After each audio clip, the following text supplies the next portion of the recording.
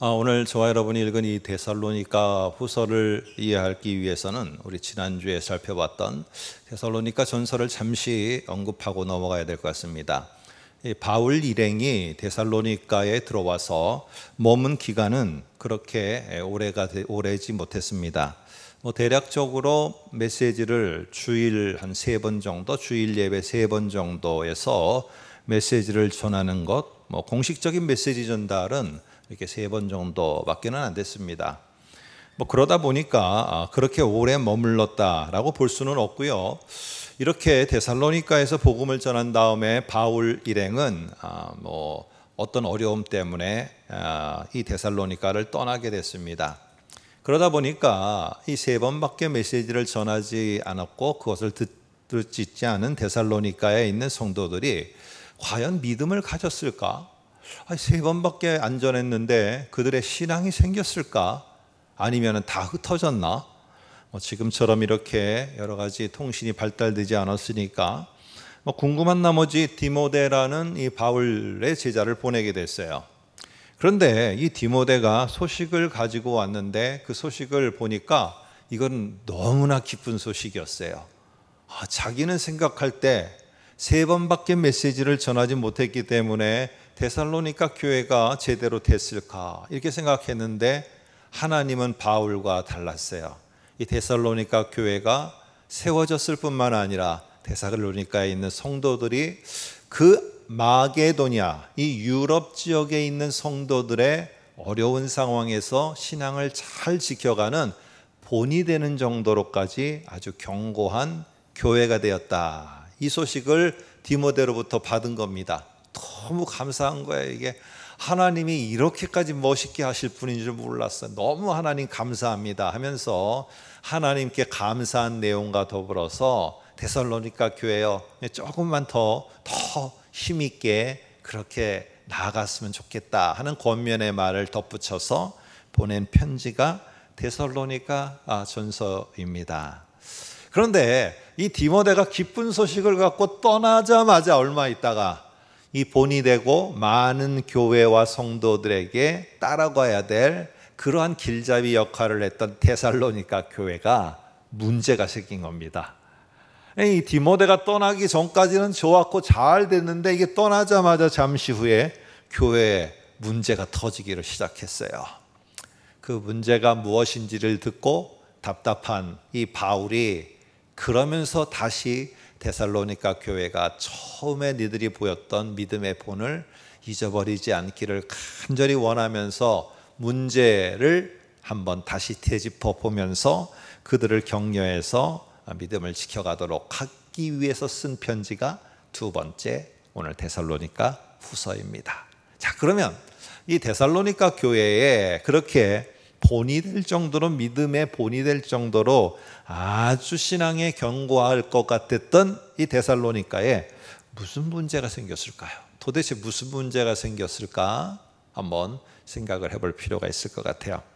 그래서 1장, 2장, 3장에는 이 데살로니가 교회가 직면하게 된 문제가 큰 카테고리로 3개가 언급됩니다. 그래서 1장에서는 고난과 관련된 문제가 벌어집니다. 고난 속에서 지금까지 잘 견뎌왔는데 이게 1년만 지나면은 버티면은 코로나가 해결되고 경제적인 것도 나아지고 여러 가지 인플레이션과 모든 부동산이나 모든 은행의 금리나 다 될 줄 알았는데 갈수록 더 심해지네.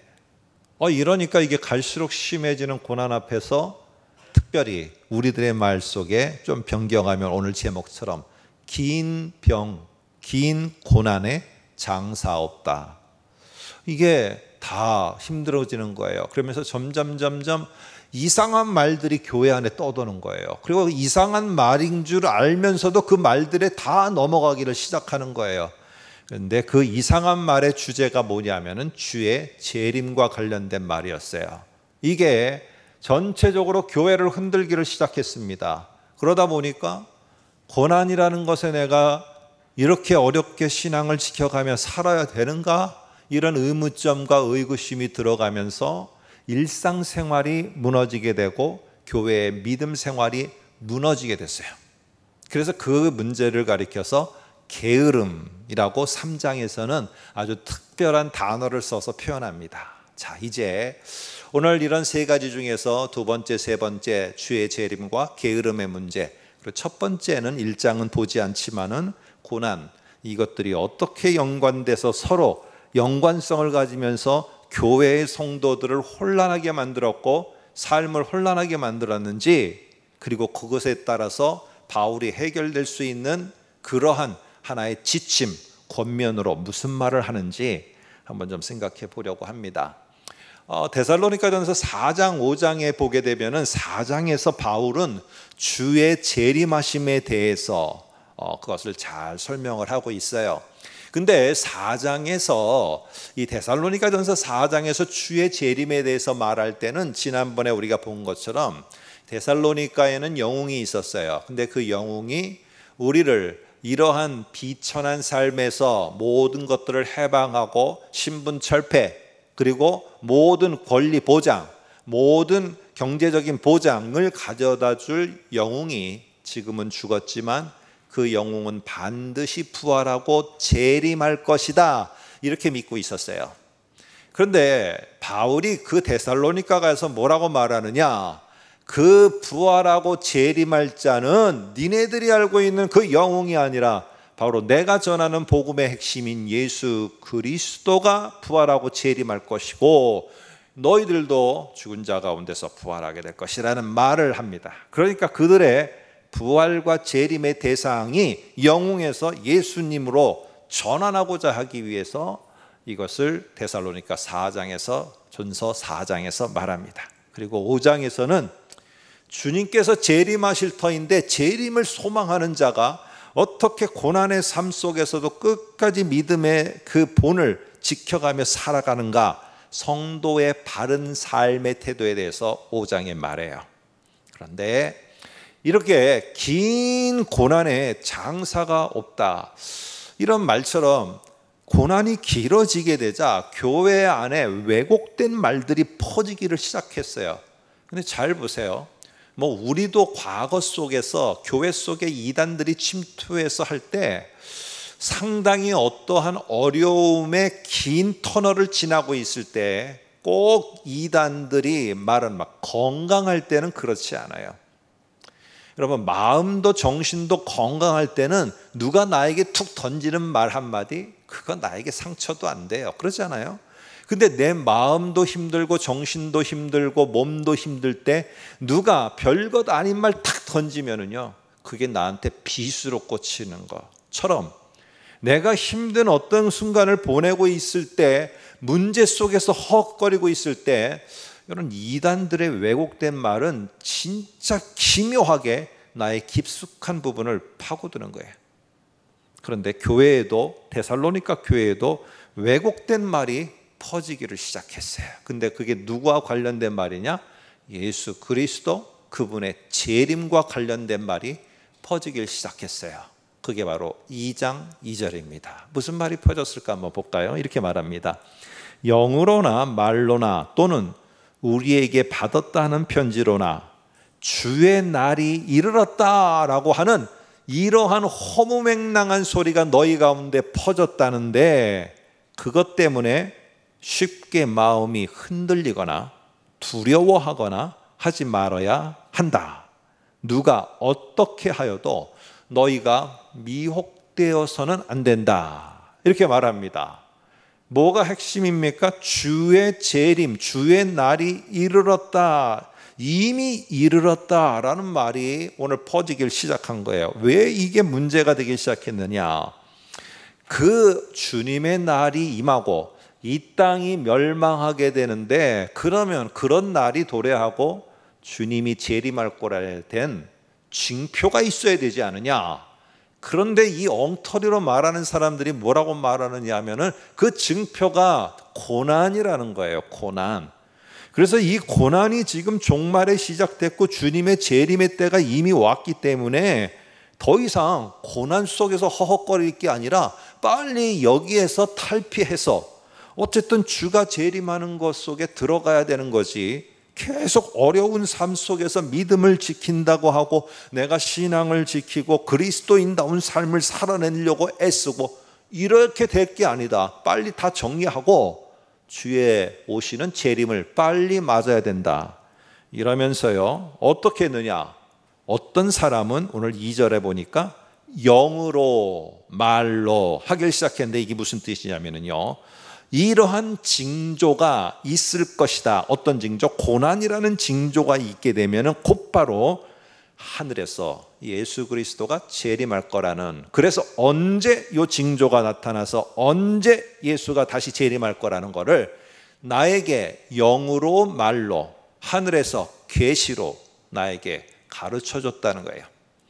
자, 이 말이 평상시 같았으면은요, 바울이 언제 그랬느냐, 바울이 그렇게 우리에게 가르쳤느냐, 이런 말들로다가 디펜스를 방어를 했는데, 조금 있다가 어떤 사람들이 나타났느냐, 바울이 나에게 특별히 편지 하나를 보냈는데 이 편지 속에 바로 이러한 징조들이 나타나면은 곧 그 다음에 언제에 예수가 재림할 거다, 이런 말을 나에게 특별히 가르쳐 줬다 하면서 말을 퍼뜨리는 거예요. 그러니까 2절에 바울이 나한테서 편지 받았다고 그렇게 말하는 것 새빨간 거짓말 엉터리니까 믿지 말으라 하고 지금 다시 바울이 후서에서 말하고 있는 겁니다.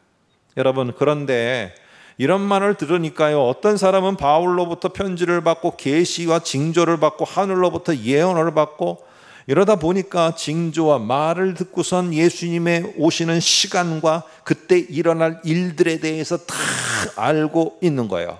근데 이 교회 성도들 가운데 이런 거를 들었다 하고 이런 거를 내가 받았다라고 하는 사람이 처음에부터 많았겠습니까? 아니에요. 처음에는 몇 사람이었어요. 그런데 갑자기 어떻게 됐느냐, 이 말이 사람들이 고난이라는 이 상황이 길어지고 힘들어지자 이제 저 사람들은 그 메시지 받았다고 하면서 고난 다 뒤로 하고 다 어디 가서 피해서 그것만 기다리고 있는 거예요. 근데 우리는 여전히 고난의 터널을 지나고 있는 거예요.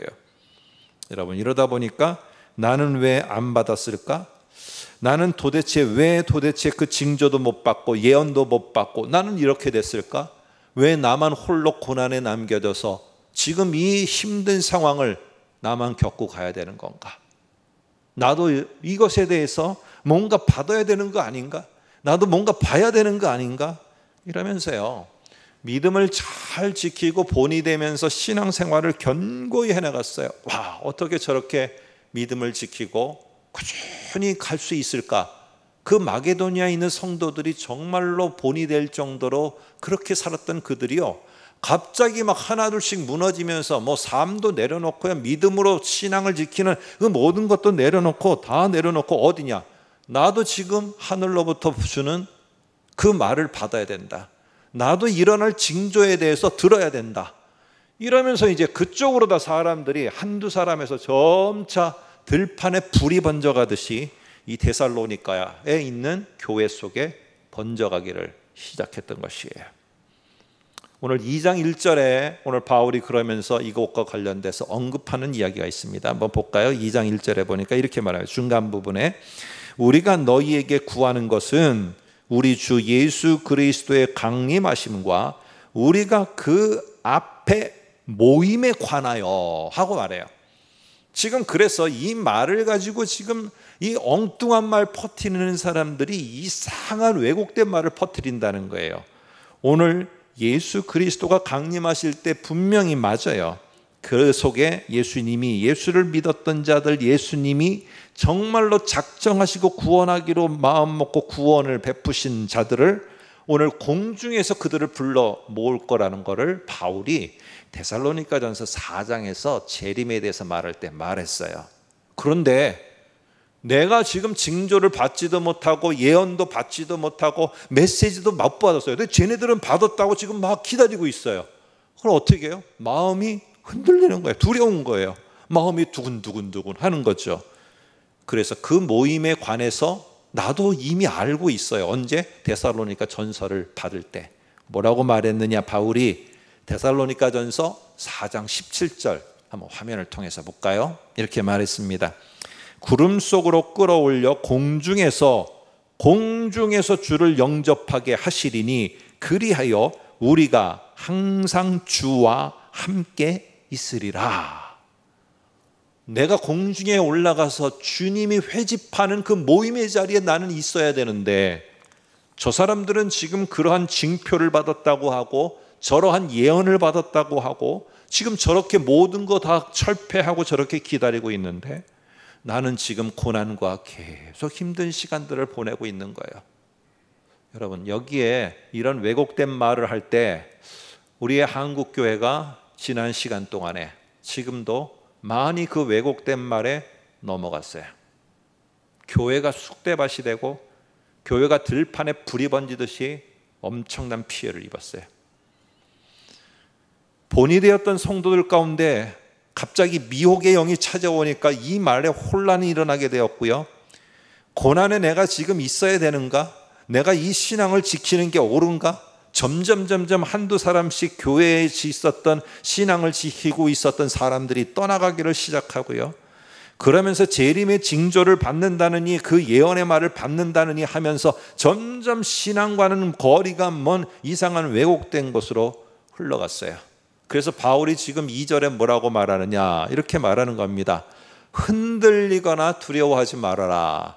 네가 거기에 못 참석할 거라고 그들의 왜곡된 말 때문에 네가 그렇게 두려워하지 말아라. 그 이단들이 모든 거 정리하고 우리의 여기에 들어오지 못하면은 너희는 절대로 주의 재림과 함께 오는 그날에 너희는 참석하지 못할 거라고 하는 그런 왜곡된 말에 두려워하거나 너희가 흔들리지 말아라. 오늘 바울은 명확하게 그거부터 못 봤고요. 흔들리지 말라 해서 흔들리다라는 말은 이런 말입니다. 배를 갖다가 이렇게 묶어두잖아요. 지금 태풍이 올라온다고 해서 모두 우리가 초긴장을 하고 기도도 하고 그러는데, 배를 이렇게 기둥에 묶어뒀는데 이게 계속 파도가 치면서 흔들거리니까 줄이 풀려버리는 거예요. 줄이 풀려버린, 기둥에서 풀려버린 그 배는 파도에 휩쓸려 갖고 저 멀리 떠나고 있는 거, 이게 바로 흔들리다라는 단어가 가지고 있는 의미예요. 처음에는 견고하게 딱 붙어 있었어요. 그런데 점점 요동치니까 점점 느슨해지고 하다가 결국에는 저 바다 멀리 떠내려가 버리는 일들이 있게 되었다는 겁니다. 여러분, 내가 다른 사람하고 비교하고 있는데 나는 지금 고난 속에서 이게 맞고 이 신앙을 지키기 위해서 정말 꾸준하게 말씀을 붙잡고 사는데, 아니 이 어둠을 터널을 나는 지나가고 있는데 나만 왜 딴섬이야? 다른 사람들은 다 뭐 예언을 받는다 하고, 다른 사람들은 무슨 그 하늘로부터 오는 징조의 그 사실을 받는다고 다 그쪽으로 가고 있어. 근데 나는 혼자 외딴섬으로 바울이 내게 넘겨준 그 전통을 지키면서 하나님을 바라보고 말씀을 붙잡고 그렇게 살아가고 있어요. 여러분, 이거를 살아낸다는 게 이 데살로니가 성도들에게는 점점 버거운 일이 되어졌습니다. 힘든 일이 되어졌고 굳게 지키는 게 어려워졌어요. 그러다 보니까 이런 것들 속에서 사람들이 한 사람 두 사람씩 왜곡된 것들 속에서 왜곡된 행동이 나타나요. 그게 바로 뭐냐? 3장에서는 이거를 게으름이라고 말해요. 한번 3장 6절을 볼까요? 3장 6절에 보니까 이런 말을 합니다. 3장 6절에 게으르게 행하고 우리에게 받은 전통대로 행하지 아니하는, 바울이 저는 전통을 탁 잡고 이 전통이 뭔지 이따 말하겠습니다만 그걸 끝까지 붙잡고 가야 되는데, 아니 처음에는 잘 하다가 또 지나고 하다 보니까 점점 전통은 어디로 갔는지 다 없어지고 게으른 행동만이 계속 교회에 퍼져가고 있는 거예요. 3장 7절에서는 이렇게 말합니다. 우리가 너희 가운데서 무질서하게 행하지 아니하였지 않느냐. 여기서 무질서하다라는 말도 게으르다는 행동이에요. 게으르다. 내가 언제 너희들에게서 게으르게 했냐. 이거는 뭐냐면은 군사적인 용어입니다. 그래서 뒤에 보면은 바울은 내가 복음을 전하면서도 내가 먹을 거는, 내가 해야 될 거는 내가 생활하고 일하면서 내가 책임졌다. 그러니까 해야 될 거는 하지 않고 그리고는 전혀 다른 일에만 몰두하고 있는 행위, 이게 게으른 행위예요. 게으르다는 말은 일을 안 하고 빈둥비둥 놀고 있는 지금 우리가 생각하는 그 게으른 행동이 아니고요. 이게 군사적인 용어거든요. 군인들이 전쟁터에 나가면서 처음에는 일사불란하게 명령에 따라서 착착착 나갑니다. 그리고 싸움도 착 하면서 승리도 가져와요. 그런데 갑자기 우리 식으로 하면은 융단 폭격을 몇 군데 맞아버려요. 맞아버리니까 저쪽에서도 패했다, 여기서도 패했다고 이렇게 하니까 버티다 버티지 못하고, 군인들은 전쟁터에 나갔으면은요, 마지막 한 사람까지 싸워야 되는 게 군인의 전무해야 된, 그들의 전념해야 될 행위예요. 그런데 이게 터지다 보니까 어떻게 되느냐? 전념해야 될 행동이 바꿔지게 됐어요. 그래서 어떻게 하느냐? 뿔뿔이 흩어지는 게 우리가 사는 거다. 이 말을 퍼뜨려서 모든 자들이 흩어지는 일에 열심을 갖도록 새로운 일을 만들었어요. 이게 전쟁에 싸워 나가는데 전념하는 게 아니라 뿔뿔이 흩어지도록 만드는 일에 전념을 했어요. 다른 일에. 이걸 가리켜서 뭐라고 말하느냐? 게으르게 행하다라는 표현입니다. 오늘 제가 설명한 거를 바울은 3장 11절에서 잘 설명해 주고 있어요. 게으르다는 게 뭔지 한번 같이 볼까요? 3장 11절에 이렇게 말합니다. 도무지 일하지 아니하고 일을 만들기만 하는 자들이 되었다. 이게 보면은요, 조금 더 정신을 이렇게 바짝 차리고 한번 보세요. 이게 말이 안 돼요. 이렇게 말이 안 되는 말장난 같은 말들이 성경에는 잘 나와 있어요. 이런 말이죠. 마가복음에 제가 믿습니다 하고 그 다음에 뭐라고 말하느냐? 저의 믿음 없음을 도와주소서. 말이 안 돼. 내가 믿습니다 하면 믿음이 있는데 그 다음 말이 뭐냐? 나의 믿음 없음을 도와주소서. 믿음이 없대요. 오늘 여기도 보면은 우리가 지금 도무지 일하지 아니하고 일 안 한대요. 그런데 그 다음 말을 보면 일을 만들기만 하는 자들이다. 3장 11절에. 아니, 일을 만들었으면은요, 일을 하는 거지 어떻게 일을 안 하는 게 돼요? 이렇게 좀 말이 안 되는 말 같은 거, 심령이 가난한 자는 불행한 자다, 이게 맞는 말인데 심령이 가난한 자는 참으로 복된 자다, 이게 뭐 말도 안 되는 이렇게 이런 표현을 통해서 아주 중요한 의미를 전달하는 게 있어요. 오늘 똑같다는 거예요. 오늘 전념해야 될 것에 대해서는 전념하지 않아요. 오늘 이 전념해야 될 일이 무엇이냐면은 오늘 그들이 보였던 믿음의 역사, 사랑의 수고, 이런 것들을 견고히 지켜나가고 우리가 끝까지 하나님이 예수 그리스도를 통해서 성령을 통해서 우리에게 주신 것을 붙잡고 나가야 됐던 그 일들을, 전념해야 될 일들을 갑자기 왜곡된 말을 들음으로 말미암아 휙 던져버려요.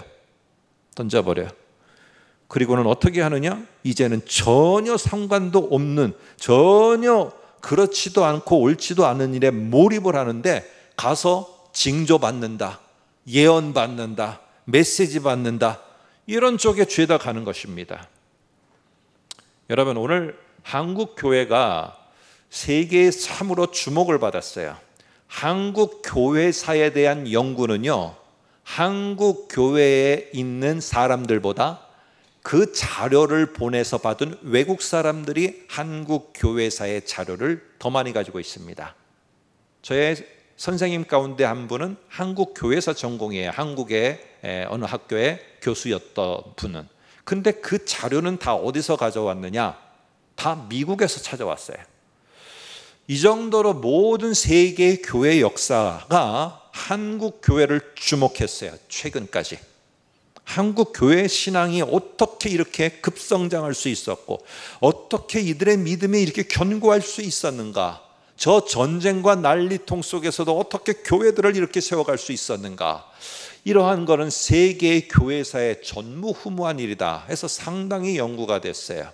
다 아는 사실 아니겠습니까? 그러나 지금은 어떻습니까? 지금은 우리들이 그만큼의 연구 대상과 그만큼의 세계의 교회 역사 가운데 본이 되는 우리의 교회와 성도와 우리의 지도자가 되어 있는가 한번 돌아봅니다. 참으로 말이 안 되는 표현들도 많이 있습니다. 어떻게 신앙이 있고 성도인데 교회는 안 나가? 여러분, 이런 말이 어디에 있습니까? 나는 성도고 신앙인이야. 그런데 예배는 안 드려. 나는 분명히 성도고 신앙도 있고 기독교인이야. 그런데 나는 하나님을 향해서 섬기는 건 없어요. 이게 말이 되겠습니까? 오늘 이러한 모습으로 우리가 있기에 오늘 우리들은 더 이상 마게도냐에서 데살로니가가 본이 되는 모습이 흔들려진 것처럼 우리가 지켜야 될 것들을 지키지 않고 이상한 왜곡된 말들 속에 우리를 넣는 거예요. 가난한 성도가 뭐냐? 교회를 안 나가는 성도래요. 교회에 안 나가고 예배를 안 드리는데 성도래요. 말이 안 되는 얘기를 만들어서 오늘 내가 그렇다라고 말을 해요. 여러분, 오늘 이런 모습 속에서 우리는 잘못된 왜곡된 속에 내가 이 어려운 시간들을 보내는 것들에 대해서 내가 거기서 빠져나오는 것, 나는 예언을 받는 게 중요하고 징조를 받는 게 중요하다는 데살로니가 사람들처럼 나는 다른 이게 중요하다고 빠져나와서 고난의 삶에서 멀어지고 고난의 삶을 이겨나가는 것의 삶에서 내가 자유하려고 하는데 그렇지 않습니다. 오늘 이러한 모습 속에서 결국 데살로니가 교회도 이러한 전철을 밟을 거를 바울은 알았어요. 그렇기 때문에 데살로니가전서 5장 14절에서 벌써 전서에서 니네가 본이 되는 것도 알고 믿음의 견고히 돼서 모든 교회들에게 정말 표본적으로 닮아가야 될 모습을 가진 것도 알고 난 다 들어서 너무 기분이 좋고 하나님께 감사하다. 그런데 5장 14절에서 나 너한테 근데 할 말이 하나 있다 하면서 말합니다. 한번 볼까요? 5장 14절 화면을 통해서 여러 가지가 나오는데 하나만 보겠습니다. 형제들아, 너희를 권면하노니 게으른 자들을 권계하라 라고 이렇게 말해요. 분명히 니네가 교회가 되면은 왜곡된 말을 가지고 그것에 집착하고 거기에 창념하면서 너희들이 지켜야 될 것들은 멀리하는 일들이 벌어질 텐데 그때는 따끔하게 말해라. 따끔하게 권계하라. 벌써 전서에서 이 바울은 말을 합니다. 그러면서 데살로니가전서 4장 11절에는 니네가 게으르게 하면은 표본이고 본이고 이런 것들은 다 떠나가는 거야. 그러니까 4장 11절에 오늘 반대의 말을 합니다. 이렇게 말합니다. 또 너희에게 명한 것 같이 조용히 자기 일을 전념하고, 조용히라는 거는요, 묵묵히 내가 너희에게 전한 이 메시지, 이거를 너는 꼭 지키고 너 이것은 꼭 붙잡고 나가라는 이거를 어떤 소리가 들려오더라도 어떤 말이 들려오더라도 너희는 묵묵히 내가 전한 이 메시지에 너희는 몰두하고 전념해라. 내가 말하건대 분명히 니네들 이러지 못할 것 같아. 니네들 꼭 이래라. 바울이 저희를 향해서 2000년 전에 말했는지도 모르겠어요.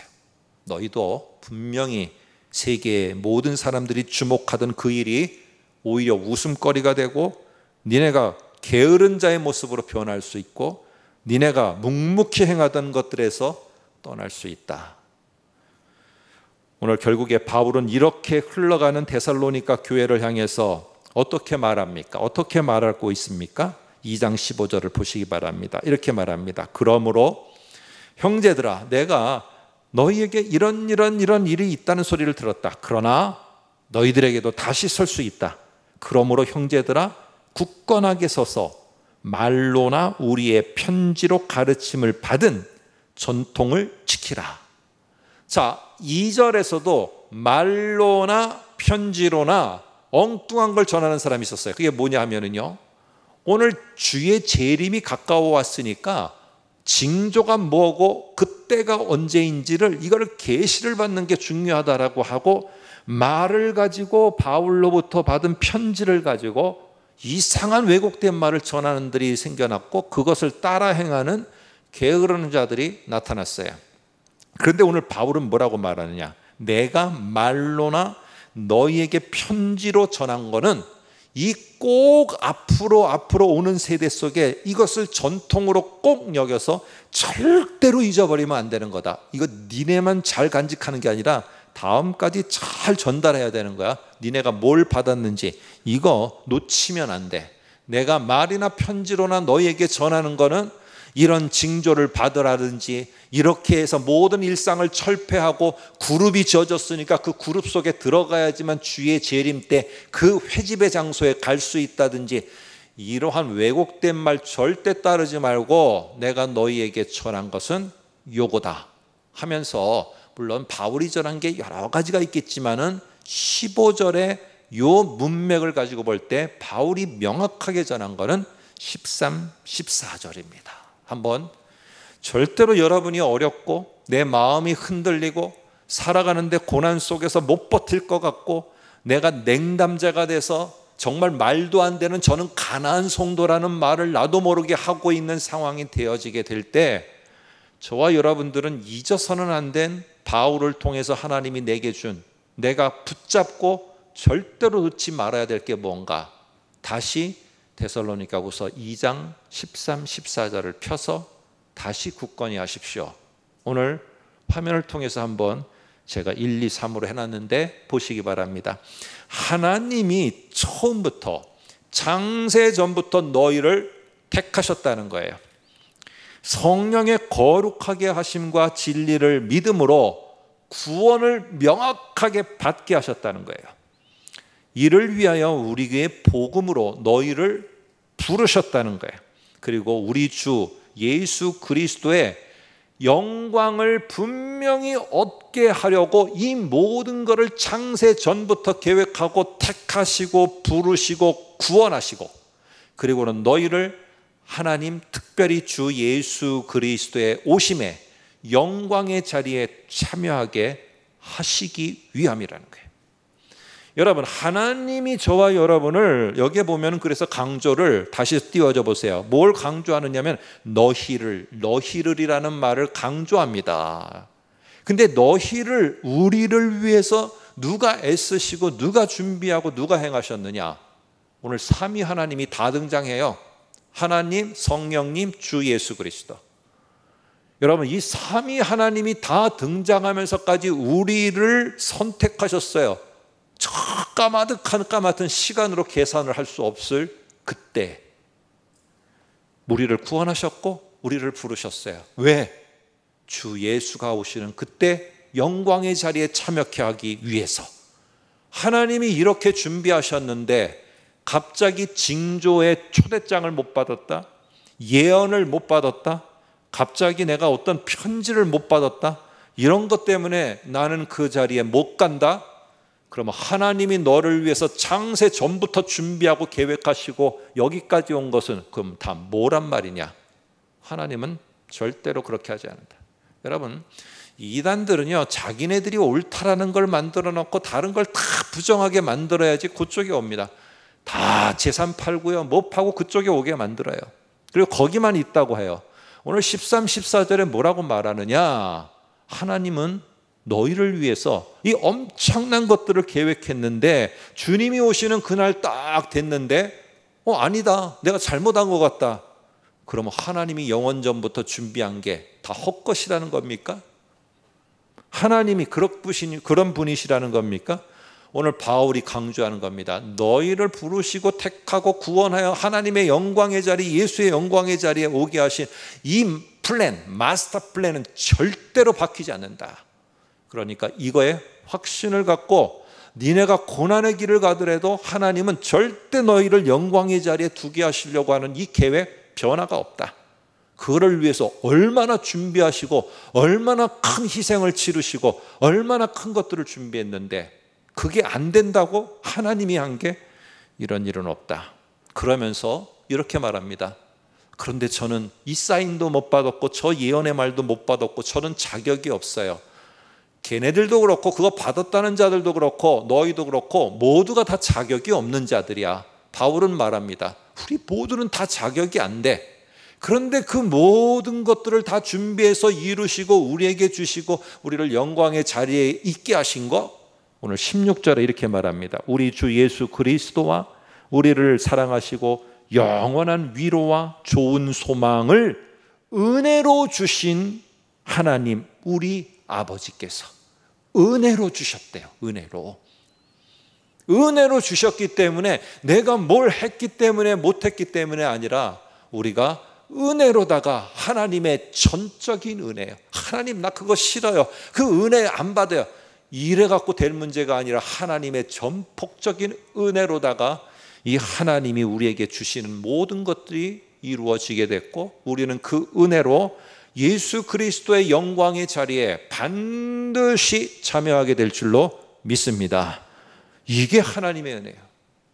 여러분 사탄은요 그래서 여러 가지 방법을 통해서 이 믿음을 떠나서 실망하고 낙심하고 폐인처럼 살고 나는 성도이긴 성도인데 예배가 없는 성도, 섬김이 없는 성도, 교회가 없는 성도야 이런 말도 안 되는 이야기를 해나가도록 만들어서 점점 하나님에게서 내가 전념해야 되는 일에서 떠나게 만드는 게 이 사탄과 어둠의 영의 목적이에요.